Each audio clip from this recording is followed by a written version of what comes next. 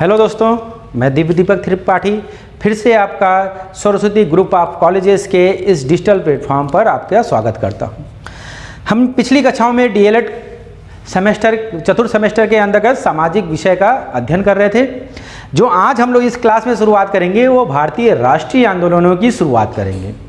इससे पहले देखिए, हमने अध्ययन किया था कि किस प्रकार अलग अलग छोटे छोटे संस्थाएं उत्पन्न हो रही हैं, ठीक। लेकिन उस सभी संस्थाओं का मुख्य केंद्र क्या है? अपने समाज में परिवर्तन करना, अपने धर्म में परिवर्तन करना। उसमें से कुछ लोग पाश्चात्य सभ्यता को लेकर चल रहे हैं, मतलब उनको अंग्रेज़ों की सहायता लेकर के अपने सामाजिक संस्थाओं में परिवर्तन करने की कोशिश कर रहे हैं, और कुछ इस अंग्रेज़ों का विरोध करके अपने सामाजिक और धार्मिक सुधार आंदोलनों की क्रियान्वित कर रहे हैं। तो कहने का ये मतलब है कि अब सोसाइटी में धीरे धीरे छोटे छोटे संगठनों का उद्भव होने लग रहा है, ठीक है। छोटे छोटे संगठन बनते चले जा रहे हैं और अंत में जाकर के ये सभी संगठनों के अथक प्रयास से हमारा जो राष्ट्रीय आंदोलन है इसकी शुरुआत होती है। तो चलिए आज दोस्तों, हम लोग आज क्लास में क्या पढ़ेंगे? राष्ट्रीय आंदोलनों के बारे में पढ़ेंगे, उनकी शुरुआत कैसे होती है, और दूसरा भारतीय राष्ट्रीय कांग्रेस आगे चल करके जिसके नेतृत्व में ये सारा का सारा जितने भी राष्ट्रीय आंदोलन या हम कह सकते हैं कि स्वतंत्रता आंदोलन चलते हैं, उनका जो केंद्र में था, जो पार्टी राजनीतिक पार्टी केंद्र में थी जिसने पूरे आंदोलन का नेतृत्व किया, ऐसे राष्ट्रीय कांग्रेस के बारे में हम लोग अध्ययन करेंगे। तो सबसे पहले इन राष्ट्रीय आंदोलन की आवश्यकता क्यों महसूस होने लगी? हम देख चुके हैं कि 1857 की क्रांति के बाद पूरे भारतीय समाज में उथल पुथल का दौर था, ठीक है। अब क्राउन का शासन आ चुका था, ठीक है। उस क्राउन के शासन के शुरुआत में जब अध्यादेश आता है, भारत सरकार अधिनियम आता है 1858 में, इसमें भारतीयों को संतुष्ट करने का प्रयास किया गया, ठीक है। उनको कहा गया कि देशी रियासतों को जो अधिकार थे उनको दे दिया गया, ठीक है। उनमें भारतीयों को ज़्यादा से ज़्यादा फैसिलिटी देने की शुरुआत की गई। लेकिन भारतीय जो थे अब ये समझ चुके थे कि अगर हमको अपने अधिकारों को प्राप्त करना होगा तो हमको अपना स्वतंत्रता प्राप्त करनी होगी, हमको अपना स्वशासन प्राप्त करना होगा। तो जिस समय कांग्रेस की स्थापना हुई उस समय भारत के जो गवर्नर थे, जो गवर्नर जनरल अब नहीं कहेंगे, अब वायसराय हो गए थे, वायसराय थे साहब थे डफरिन महोदय, ठीक है। लॉर्ड डफरिन को ये चिंता होने लगा था कि भारतीय क्या कर रहे हैं? भारतीय छोटे छोटे संगठन बना रहे हैं, ठीक है। इन संगठन के द्वारा वो लोग क्या कर रहे हैं? समय समय पर अपनी मांगों को प्रस्तुत कर रहे हैं और जिनके अंग्रेज़ों को कहीं ना कहीं उसको पूरा करना पड़ा है। और ये सभी मिल करके भविष्य में क्या हो सकते हैं? एक विरोध का रूप अगर धारण कर लेंगे तब अंग्रेजी शासन के लिए मुश्किल हो जाएगा कि इन विद्रोहों का दमन किया जाए। तो इस कंडीशन में डफरिन महोदय भी चाह रहे थे कि कुछ ऐसी एक संस्था बने, ठीक है। तो इन सारी समस्याओं का समाधान क्या था? सभी समस्याओं का समाधान था कि एक ऐसी संस्था का निर्माण हो। वो संस्था क्या करे? वो संस्था जो थी वो क्या करे? इन सभी जो भी विरोध कर रहे हैं, जो भी विरोधी हैं, विरोध करने वाले हैं, इन सबको क्या किया जाए? इन सबको अंग्रेजी शासन के क्या किया जाए? पक्ष में कर दिया जाए। ये डफरिन महोदय का डिमांड था, या हम कह सकते हैं कि ये इनकी आशा थी कि इस तरह की एक संस्था बने जो अलग अलग व्यक्ति जो लोग विरोध कर रहे हैं उनको पास में इकट्ठा करे और उनको इस तरह के क्रियान्वित किया जाए कि वो सभी जो अंग्रेज़ों का विरोध कर रहे हैं वो किसके हिमायती बन जाएं, वो किसके पक्ष में चले जाएं? अंग्रेज़ों के पक्ष में चले जाएं। तो इस तरह का सिचुएशन, ईस्ट इंडिया कंपनी ख़त्म हो गया था, क्राउन का शासन आ गया था, तो शासन के मंशा में थी। अब भारतीयों की मंशा में क्या थी, इसका हम लोग अध्ययन करते हैं, ठीक है। अब भारतीय जो थे वो भी छोटे छोटे संगठन बनाना शुरू कर दिए, ठीक। तो अगर श्रेय जाए कि इस पूरे के पूरे कांग्रेस की जो उत्पत्ति है, इसका जो श्रेय या हम कह सकते हैं स्थापना के पूर्व की भूमिका, पूर्व का सिचुएशन देखा जाए तो इस पूरा का पूरा श्रेय जाता है सुरेंद्र नाथ बनर्जी जी को। किसको श्रेय जाता है? सुरेंद्र नाथ बनर्जी जी ने, ठीक है। सुरेंद्र नाथ बनर्जी जी थे, उन्होंने 1876 ईस्वी में एक संस्था बनाई जिसका नाम था इंडियन एसोसिएशन। तो उन्होंने 1876 में इंडियन एसोसिएशन की स्थापना की। अब ये जो एसोसिएशन था ये जब इसका राष्ट्रीय सम्मेलन होता है पहली बार 28 से 30 सितंबर 1883 ईस्वी में, तो ये 28 से 30 सितंबर 1883 ईस्वी में जब इनका पहला अधिवेशन होता है तो ये लोग मंत्रणा करते हैं और ये महसूस करते हैं कि भारत में एक ऐसा राष्ट्रीय संस्था होना चाहिए जो भारतीयों के लिए कार्य करे। तो उसका पहला अगर दिमाग कहा जाए कि एक राष्ट्रीय संस्था की बात की डिमांड की प्रस्तुतिकरण होता है तो ये सबसे पहले इस इंडियन एसोसिएशन के इस बैठक में किया जाता है और जिसका निर्माण किसने किया था? सुरेंद्र नाथ बनर्जी। अब जब राष्ट्रीय संस्था चाहिए तो राष्ट्रीय संस्था कैसे कोई बनेगा? जब देश के अलग अलग हिस्सों में अलग अलग संगठनों का निर्माण हो।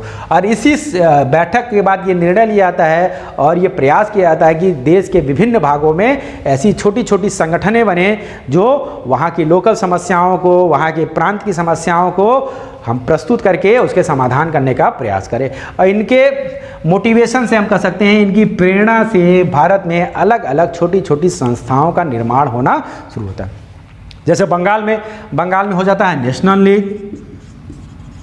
ये कहाँ बनता है? बम्बई में बनता है, ठीक है। मद्रास में बन जाता है महाजन सोसाइटी, ठीक है। तो या हम कह सकते हैं महाजन लीग। ये कहाँ बनता है? मद्रास में बनता है। बम्बई में कहें तो बम्बई एसोसिएशन का निर्माण होता है। तो हम कह सकते हैं कि इस तरह का छोटे छोटे, ये बम्बई में हो रहा है, ये मद्रास में हो रहा है, ये बंगाल में हो रहा है, तो छोटे छोटे संस्थाओं का निर्माण होता है। और ये डिसाइड किया जाता है कि ये सभी संस्थाएं एक कॉन्फ्रेंस करेंगी, इंडियन नेशनल कॉन्फ्रेंस करेंगी। सभी लोग एक जगह इकट्ठा होंगे और अपने विचारों को क्या करेंगे? प्रस्तुत करेंगे और जो उनके समक्ष, उनके क्षेत्रों में जो समस्याएं आती हैं उसको दूर करने का प्रयास करेंगे। तो ये सभी मिल करके क्या करती हैं? इंडियन एसोसिएशन, ठीक है, का क्या करते हैं? कॉन्फ्रेंस करना शुरू करती हैं और अपने जो भी समस्याएं होती हैं उनको दूर करने का प्रयास करना शुरुआत करते हैं। अब इस तरह का सिस्टम चलने लगा, मतलब धीरे धीरे अब एक राष्ट्रीय संस्था बन जा रही है जिसके द्वारा क्या हो रहा है? ये सभी प्रांतों के लोग, सभी प्रमुख शहरों के लोग अपने यहाँ की समस्याओं को प्रस्तुत करना शुरू कर रहे हैं। अब सुरेंद्र नाथ बनर्जी एक तरफ थे, दूसरा लॉर्ड डफरिन भी चाहते थे कि क्या हो कि एक ऐसी संस्था का निर्माण हो जो किसके पक्ष में हो? जो अंग्रेजों के पक्ष में हो और जो किसके द्वारा बने? जो भारतीयों को प्रतिनिधित्व करता। तो इस प्रकार डफरिन ने इसके लिए सेलेक्ट किया एक ऐसे अधिकारी को जो क्या था? थियोसोफिकल सोसाइटी से संबंधित था। हमने पिछली बार पढ़ा कि थियोसोफिकल सोसाइटी क्या था? भारत में एक सामाजिक क्रांति के लिए, एक धार्मिक सुधार क्रांति के लिए कार्य करता है और इसके मेंबर थे एक A.O. ह्यूम। तो डफरिन महोदय सेलेक्ट करते हैं A.O. ह्यूम, ठीक है, और ये इनको मोटिवेट करते हैं, इनको प्रोत्साहित करते हैं कि आप एक ऐसी संस्था का निर्माण कीजिए जो क्या कर सके? भारतीयों की समस्याओं को हमारे अंग्रेजी सरकार के सामने प्रस्तुत कर सके। अब ये जो डफरिन ह्यूम महोदय रहते हैं, ठीक है, ये इसके लिए प्रयास करना शुरू कर देते हैं। अब कौन कौन से प्रयास करते हैं? ये संपूर्ण भारत में भ्रमण करना शुरू करते हैं, जितने भी उच्च भारतीय वर्ग के विद्वानों थे उनसे मिलते हैं, ठीक है, भारतीय चिंतकों से मिलते हैं और ये कहते हैं कि आप सभी क्या कर सकें? आप सभी एक हो जाइए। तो सबकी एकता के लिए प्रयास करते हैं।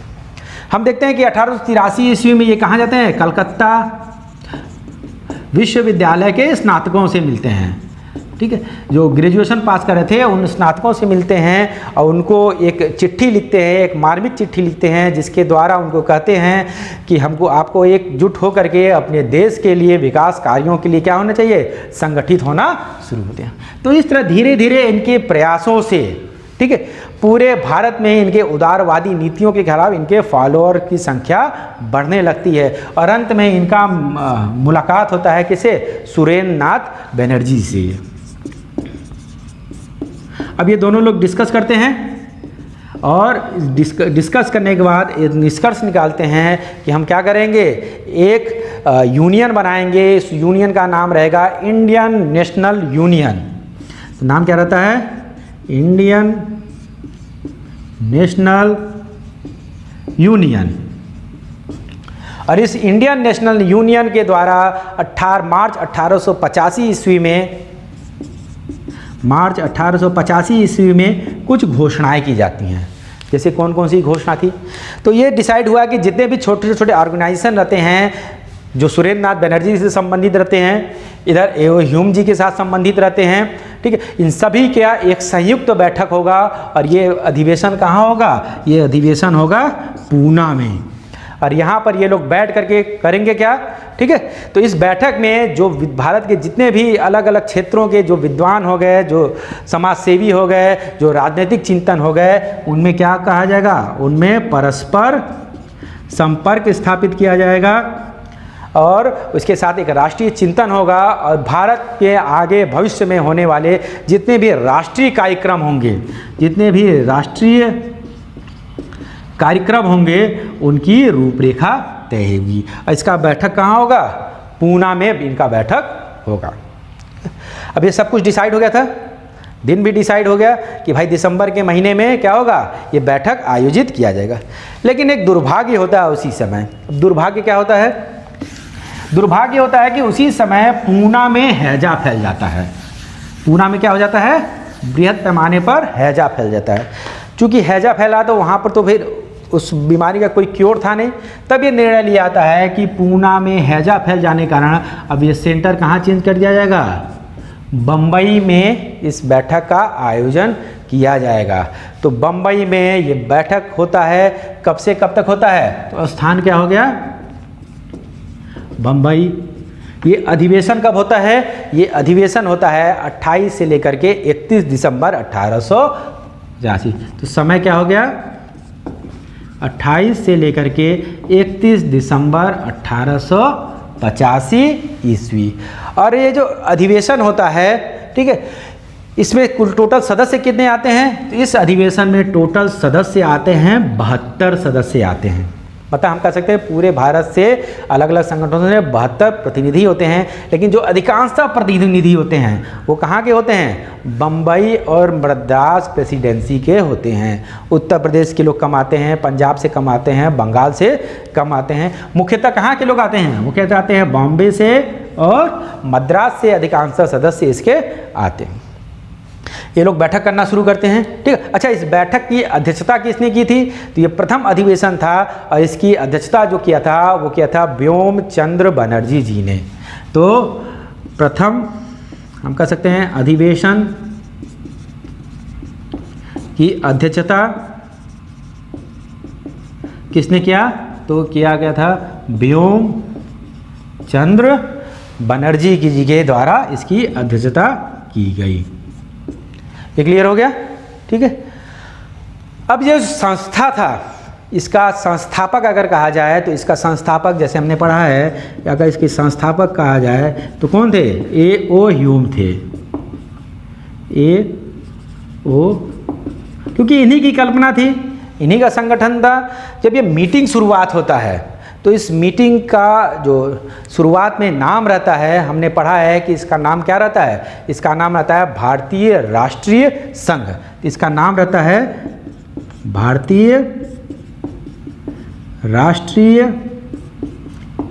संघ, ठीक है। जब मीटिंग जैसे ही शुरुआत होता है तो उस मीटिंग में प्रतिनिधि के तौर पर दादा भाई नौरोजी भी प्रेजेंट रहते हैं। अब दादा भाई नौरोजी का एक और नाम है, ये भारत के कहा जाता है ओल्डेस्ट ओल्ड मैन, ठीक है। भारत के अगर पितामह कहा जाए तो इसका नाम किस में आएगा? दादा भाई नौरोजी का, ठीक है। वो विदेशों में यात्रा करते रहते थे, ठीक है। तो उन्होंने प्रस्ताव दिया कि जो नाम है भारतीय राष्ट्रीय संघ, इसको हमको नाम परिवर्तित कर देना चाहिए और इस संघ की जगह नाम रखना चाहिए कांग्रेस। और इस प्रकार भारतीय राष्ट्रीय कांग्रेस का उदय होता है, जिसकी स्थापना किसने किया था? ओ यो ह्यूम जी ने किया था। इसकी स्थापना कहाँ हुआ था? बम्बई में हुआ था। कब पहला इसका बैठक होता है? बैठक होता है 28 से 31 दिसंबर 1885 ईस्वी में। इसमें टोटल 72 प्रतिनिधियों ने भाग लिया था और इस प्रथम बैठक का जो अधिवेशन की अध्यक्षता किसने की थी? व्योम चंद्र बनर्जी जी ने की थी। ठीक है। तो इस प्रकार कांग्रेस का उदय हो गया। जब प्रथम बैठक होता है तो उस बैठक में कांग्रेस के कुछ उद्देश्य निर्धारित किए गए थे, ठीक है, कुछ इसके सिद्धांत प्रस्तुत होते हैं। तो कौन कौन से उद्देश्य थे, कौन कौन से सिद्धांत थे, इस पर हम लोग डिस्कस करेंगे। सबसे पहले इसका जो सिद्धांत या उद्देश्य हम कहें कि ये जो संगठन था इसने निर्णय किया कि ये क्या होगा, देश हित में कार्य करने वाले सभी लोगों को व्यक्तिगत संपर्क करके, उनके प्रांतों के आधार पर विभेद न करके, उनके भाषा के आधार पर विभेद न करके सबको इकट्ठा करना और क्या करना, सब में एकता स्थापित करना। इसीलिए हमने देखा कि क्या किया गया, इससे पहले संगठन बनाए गए थे, इन संगठन के प्रतिनिधि लोग इकट्ठे होते हैं और सभी की मांगों को ध्यान में रखा गया, उनमें कोई भी विभेद नहीं किया गया कि ये मद्रास प्रेसिडेंसी का है, इसकी ज़्यादा डिमांड मानी जाएगी, ये कलकत्ता प्रेसिडेंसी का है तो इसकी कम मानी जाएगी, ऐसा कुछ नहीं था। दूसरा, इसमें निर्णय लिया गया कि जितने भी भारत में महत्वपूर्ण सामाजिक मुद्दे हैं हम इसके द्वारा क्या करेंगे, उन पर चर्चा करेंगे। वर्ष में एक बार हम लोग इसमें मीटिंग किया करेंगे, 28 से 31 दिसंबर के बीच हर साल हम लोग मीटिंग करेंगे और उसमें क्या करेंगे, साल भर चलने वाले जितने भी राष्ट्रीय कार्यक्रम हैं, जनहित के कार्यक्रम हैं, उनकी तैयारी करेंगे, उनकी रूपरेखा तैयार करेंगे, अगले 12 महीने तक उस पर हम लोग कार्य करेंगे। फिर से वर्ष के आखिरी में हम लोग क्या करेंगे, आकर मिलेंगे और जनता की जितने भी मांग हैं उसको किसके समक्ष प्रस्तुत करेंगे, उसको ब्रिटिश सरकार के समक्ष प्रस्तुत करने का कार्य या भारतीय राष्ट्रीय कांग्रेस करेगी। ठीक, अब जब मीटिंग खत्म होता है तो मीटिंग के आखिरी में कुछ डिमांड रखा जाता है। वो डिमांड क्या था, इसको समझेंगे। सबसे पहले इन्होंने डिमांड किया कि रॉयल्स कमीशन का स्थापना किया जाए। ठीक है, अब देखिए डफरिन ने क्यों बनाया कि जो भारतीय थे वो किसके हिमायती हो जाएं, अंग्रेजों के हिमायती हो जाएं। उसके लिए उन्होंने किसको सेलेक्ट किया, ए.ओ. ह्यूम ने सेलेक्ट किया। भारतीयों ने क्या किया, भारतीयों ने कहा कि भाई अगर हम तुरंत कोई संगठन बनाएंगे, अपनी मांगों को रखेंगे। अब सुरेंद्र नाथ बनर्जी ने कहा कि अगर हम कोई मांग, अपना राष्ट्रीय संगठन बनाते हैं, उसको मांग को रखें तो हमको इतना सीरियसली नहीं लिया जाएगा। लेकिन कोई अगर अंग्रेज़ों की हमको सहायता मिले, उनकी सहायता से कोई एक संगठन बनाए तो क्या होगा, हमारी बातें भी ध्यान से सुनी जाएंगी, हमारी मांगों को भी क्या होगा, माना जाएगा। तो संगठन का निर्माण तो अंग्रेज़ों की सहायता से हो गया, लेकिन उन्होंने एक चतुराई किया और धीरे धीरे अपनी मांगों को प्रस्तुत करना शुरू किया। भारतीय बुद्धिमान, ठीक है, इनकी मांगों को देखिए। पहला उन्होंने मांग क्या किया कि एक रॉयल कमीशन की स्थापना किया जाए। उन्होंने कहा कि एक रॉयल कमीशन बनाया जाए और उस रॉयल कमीशन के द्वारा क्या किया जाएगा, उस रॉयल कमीशन किया जाएगा प्रशासनिक सुधार किया जाएगा। जो प्रशासनिक व्यवस्था चल रही है अंग्रेज़ों के द्वारा, जो ईस्ट इंडिया कंपनी की व्यवस्था चल रही है, भले ही अब क्राउन का शासन आ गया है लेकिन सारा सिस्टम लगभग वही है। ठीक है, कर का सिस्टम वही है, नौकरी देने का सिस्टम वही है, सारा सिस्टम वही है। तो उस रॉयल कमीशन के द्वारा स्थापना की जाए, उसके द्वारा क्या किया जाए, प्रशासनिक, भारत में प्रशासनिक सुधार किया जाए। दूसरा उन्होंने कहा कि भाई भारत में अगर शासन चल रहा है और हम देख रहे हैं कि भारत में पूरा का पूरा शासन कौन चला रहा है, वो तो इंग्लैंड के लोग चला रहे हैं, वहाँ की एक कमिटी बनी हुई है वो लोग चला रहे हैं। तो उनका दूसरा डिमांड था कि ऐसा कीजिए कि उस इंडियन काउंसिल की क्या ज़रूरत है, हम लोग भारतीय हैं, हमको शासन अपना चलाना है, तो उस इंडियन काउंसिल की क्या ज़रूरत है, वो वहाँ तो सारे ब्रिटेन के लोग हैं। तो इस काउंसिल को सबसे पहले तो आप क्या कर दीजिए, भंग कर दीजिए। और जाहिर सी बात है जब आप भंग करेंगे तो आपको फिर एक संस्था की ज़रूरत महसूस होगी और उस संस्था के रूप में हम अपने आप को, हम भारतीय अपने आप को क्या करेंगे, प्रस्तुत करेंगे।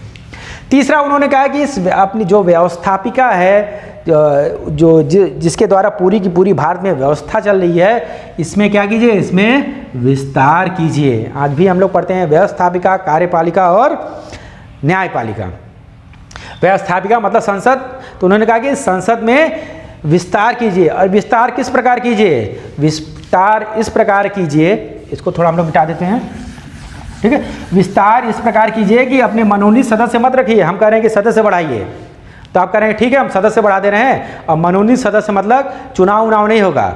ठीक है, सीधे अंग्रेज सेलेक्ट करेंगे और उनको बढ़ा देंगे। तो इस तरह का हमको विस्तार नहीं चाहिए। तो जो विस्तार कीजिए, इसमें मनोनीत सदस्यों की संख्या मत बढ़ाइए। सदस्य किसकी बढ़ाइए, सदस्य बढ़ाइए, निर्वाचित सदस्यों की संख्या बढ़ाइए। इससे फ़ायदा क्या होगा, जो भारत जाहिर सी बात है भारत में जब निर्वाचन होगा तो प्रतिनिधि कौन से चुने जाएंगे, भारतीय, अपने भारतीयों को तो चुनेंगे, अंग्रेजों को तो चुनेंगे नहीं।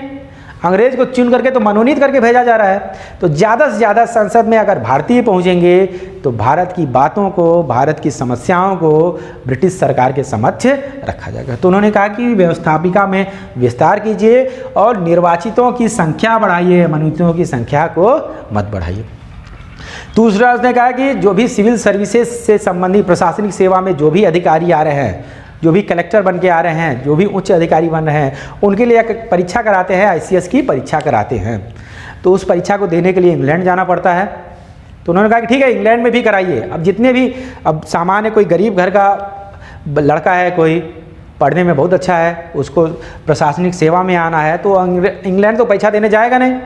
पता चला परीक्षा देने में उसका पैसा ही नहीं है। अब कहाँ से नाव पर बैठ के जाएगा, वो पैसा इकट्ठा करेगा, वहाँ परीक्षा देगा, फिर वहाँ से वापस आएगा, फिर रिजल्ट का वेट करेगा, पता नहीं पास होगा कि नहीं होगा। तो उन्होंने कहा कि नहीं, जो परीक्षा आप करा रहे हैं उसको इंग्लैंड में तो कराइए ही, हम उसमें हमको कोई उस पर आपत्ति नहीं है, अंग्रेज अधिकारी सेलेक्ट किया है, कोई आपत्ति नहीं है, लेकिन उस परीक्षा का आयोजन आप भारत में भी कराइए, ताकि भारतीय भी ज़्यादा से ज़्यादा उन परीक्षाओं को पास कर सके। और ये समझते थे कि भारतीय इतने बुद्धिमान हैं, अगर भारत में परीक्षा होने लगा तो कुछ ही समय में अंग्रेज़ों से ज़्यादा भारतीय लोग क्या होंगे, सेलेक्ट होकर के इस प्रशासनिक व्यवस्था के अंतर्गत जाएंगे। और जब भारतीय प्रशासनिक व्यवस्था को संभालेंगे तो भारतीयों का जो डिमांड होगा, जो मांग होगा, उसको ज़्यादा से ज़्यादा हम लोग पूरा कर सकेंगे।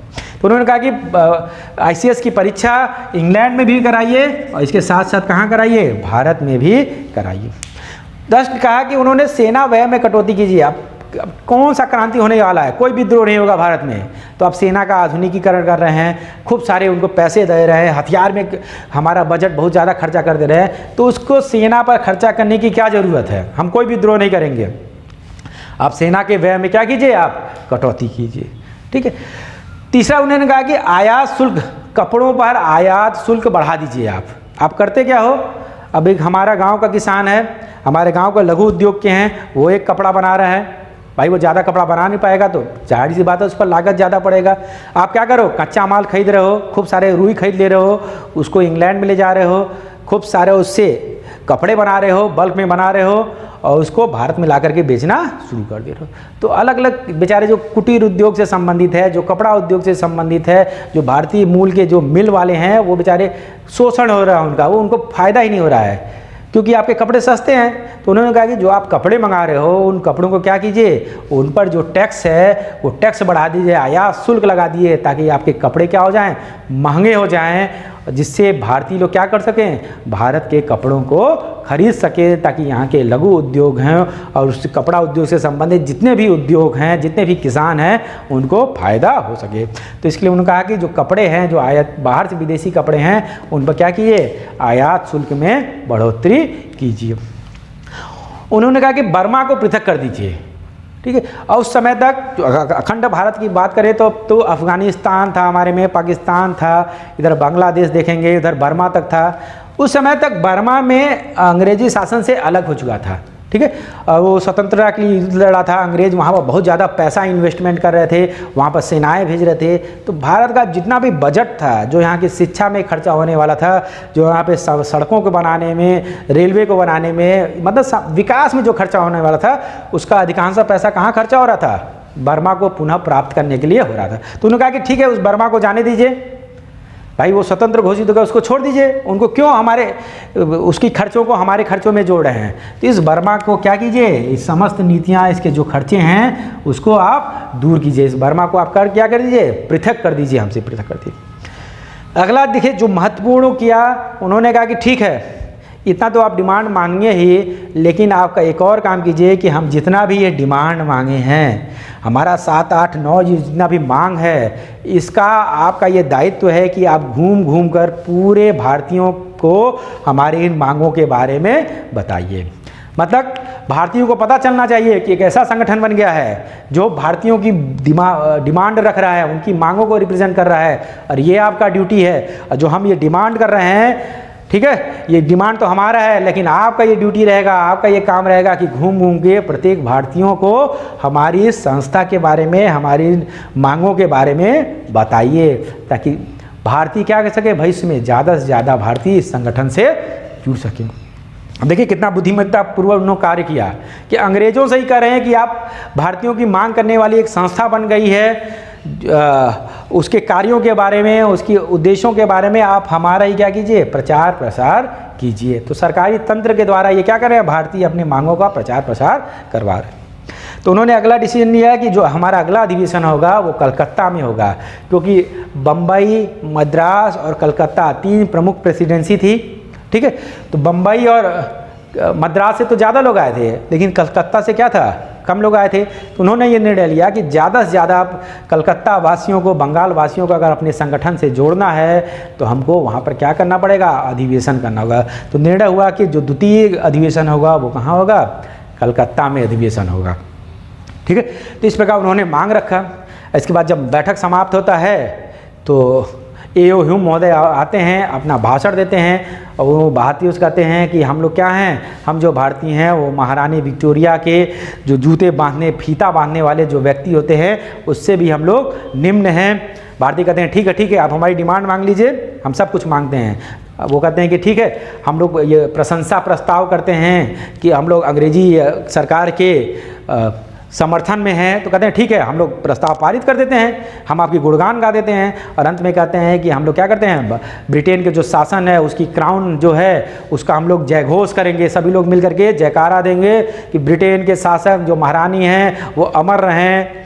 भारतीय कहते हैं ठीक है, हमको अपना डिमांड मांगना है, हम उसको क्या करेंगे, हम उसका जय जयकारा भी लगा देंगे। तो 1885 से लेकर के हम कहें 1905 तक प्रत्येक अधिवेशन जब समाप्त होता था तो ये लोग क्या करते थे, जो ब्रिटिश शासन था उसके प्रशंसा पत्र लिखते थे, उनके समर्थन में लिखते थे और क्या करते थे, जय जयकारा लगाते थे। क्योंकि ये जो दौर था 1905 तक दौर था वो उदारवादियों का दौर था। ये लोग क्या करते हैं, अंग्रेजों से हमको मांग डिमांड करना है तो उनको विरोध नहीं करना है, उनसे हम रिक्वेस्ट करना है। ठीक है, उनको हमको मांग चिट्ठी लिखना है, उनसे हमको प्यार से बात करना है। ठीक है, लेकिन धीरे धीरे कुछ ऐसे भी व्यक्ति आने लगे, उन्होंने कहा कि नहीं, अंग्रेजों से हमारा देश है, हमको स्वतंत्रता चाहिए। तो अंग्रेजों से रिक्वेस्ट करने से क्या होगा, उन्होंने कहा कि नहीं, आप चापलूसों की संस्था हो, आप अंग्रेजों की क्या कर रहे हो, जय जयकारा लगा रहे हो, आप चापलूस लगा रहे हो, आप अंग्रेजों की गुलाम संस्था हो। तो धीरे धीरे इस कांग्रेस के जो कई सदस्य थे इसका विरोध करना शुरू कर दिया। अगर 3-4 लोगों की बात किया जाए तो आगे चल के उदारपंथी और गर्मपंथी 2 भागों में ये कांग्रेस टूट पड़ता है। कुछ लोग का स्टेटमेंट देख सकते हैं, जैसे लाला लाजपत राय जी।